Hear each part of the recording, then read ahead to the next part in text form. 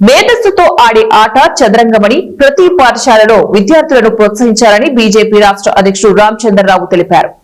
లాలాపేటలో నిర్వహించిన Telangana open children's chess tournament ను రామచంద్రరావు ముఖ్య అతిథిగా హాజరై ప్రారంభించారు. ఈ సందర్భంగా ఆయన మాట్లాడుతూ చదరంగం క్రీడలో చాలా మంది తెలుగు క్రీడాకారులు రాణిస్తున్నారని, హంపి, హరికృష్ణ, హారిక లాంటి క్రీడాకారులను ఆదర్శంగా తీసుకుని రాణించాలని సూచించారు. నిర్వాహకుడు శ్రీరామ్ మాట్లాడుతూ దేశవ్యాప్తంగా ఈ పోటీలకు 300 మంది హాజరయ్యారని తెలిపారు. శ్రీరామ్ చెస్ ప్లేయర్, మన స్టేట్ లో మంచి ప్రఖ్యాతి పొందిన చెస్ ప్లేయర్. ఆయన ఇక్కడ పిల్లలకు చెస్ కాంపిటీషన్ నిర్వహిస్తున్నారు. లాలాపేటలో దాదాపు 350 మంది పిల్లలు వారి తల్లిదండ్రులతో వచ్చి ఈ చెస్ కాంపిటీషన్లో పాల్గొంటున్నారు. చెస్ అనే ఆట ఇది ఒక మెథడ్ని అలర్ట్ చేసేటటువంటి ఆట. దాని ఇంగ్లీష్లో మైండ్ టీజర్స్ ఉంటాం. ఇటువంటి ఆట ప్రోత్సాహన కాలేజెస్ చేయాలి, స్కూల్స్ చేయాలి, ప్రభుత్వం కూడా చేయాలి. ఇక్కడ ఉన్నటువంటి తల్లిదండ్రులు కూడా నేను అభినందిస్తున్నాను. ఎందుకంటే స్పోర్ట్స్ గేమ్స్లో వాళ్ళ పిల్లల్ని ఈరోజు పార్టిసిపేట్ చేయాల్సిన అవసరం లేదు. కూర్చొని ఆడటానికి దీనికి భూములు అవసరం లేదు. అయినప్పటికీ కూడా స్పోర్ట్స్ కంపల్సరీగా స్టూడెంట్స్లో కరికులం ఉండాలి. ఎందుకంటే ఆరోగ్యానికి, అదేవిధంగా మన ఒక అల్లర్ట్ కావడానికి స్వామి వివేకానంద అన్నారు, నాకు 11 మంది నాకు ఫుట్బాల్ ఆడించి నేను వాళ్ళని మైండ్ అలర్ట్ చేస్తానని చెప్పారు. సో ఫుట్బాల్ ఆడటం కానీ, హాకీ కానీ, క్రికెట్ కానీ, చెస్ కానీ, ఇటువంటి అన్ని గేమ్స్ని కూడా పిల్లల్ని మనం ఎంకరేజ్ చేయాలి. భారతదేశంలో చాలా పెద్ద ఎత్తున నైపుణ్యం ఉన్నది. ముఖ్యంగా తెలంగాణలో కూడా నైపుణ్యం ఉంది. గతంలో ముఖేష్ గారు కానీ, విశ్వనాథ్ ఆనంద్ గారు కానీ, ఒక మహిళ కూడా గ్రాండ్ మాస్టర్ చేరుకున్నటువంటి ఒక సందర్భంలో చూసినాం భారతదేశంలో. కాబట్టి తెలంగాణ పిల్లలకు ఈ చెస్లో మంచి నైపుణ్యము పొందడానికి ఈ యొక్క కార్యక్రమాన్ని శ్రీరామ్ పెట్టినందుకు, అందులో స్పోర్ట్స్ డైరెక్టర్గా నిషా విద్యార్థి గారు కూడా వారు వచ్చారు.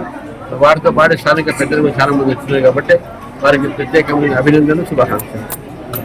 Telangana open and children's chess tournament 2025 Karthika గార్డెన్స్లో ఆర్గనైజ్ చేయబడుతుంది. దీనికి మొత్తంగా 350 మంది పార్టిసిపెంట్స్ వచ్చారు. దాంట్లో 250 మంది పిల్లలు, 14 ఏళ్ళ లోపున్న పిల్లలు 250 మంది ఉన్నారు.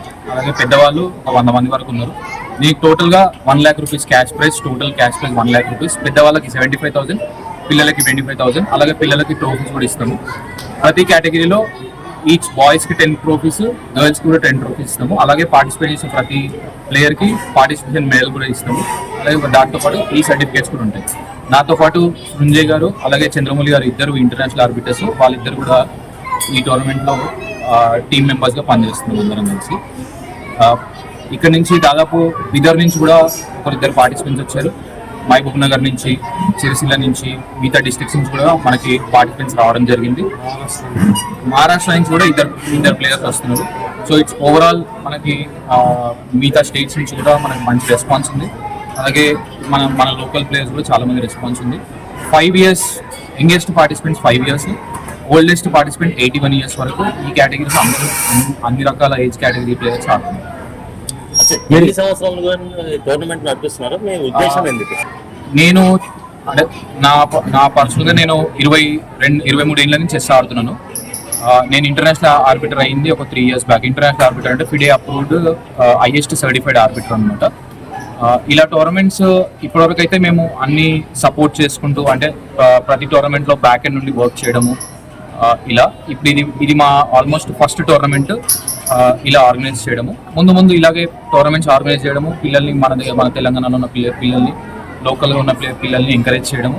ఈ లాలాపేట్కి తీసుకురావడానికి ముఖ్య ఉద్దేశం ఏంటంటే, చాలా టోర్నమెంట్స్ సిటీలో అవుతుంటాయి, హైదరాబాద్లో కానీ, బషీర్బాగ్లో, తర్వాత ఎల్బీ స్టేడియంలో, తర్వాత కుకట్పల్లి ఆ బెడ్లో అవుతుంది. లాలాపేట లాంటి ఏరియాకి తీసుకొచ్చి కొంచెం ఇక్కడ కూడా ఒక మార్పు స్టార్ట్ చేయాలి, అలాగే అందరిలో ఒక ఉత్తేజపరచాలని చెప్పి ఆ ఉద్దేశంతో లాలాపేట పెట్టడం జరిగింది. దీంతోపాటు నేను లాలాపేటలో ఉంటుంది కాబట్టి అది కూడా ఆ పాయింట్ ఆలోచించి పెట్టడం జరిగింది.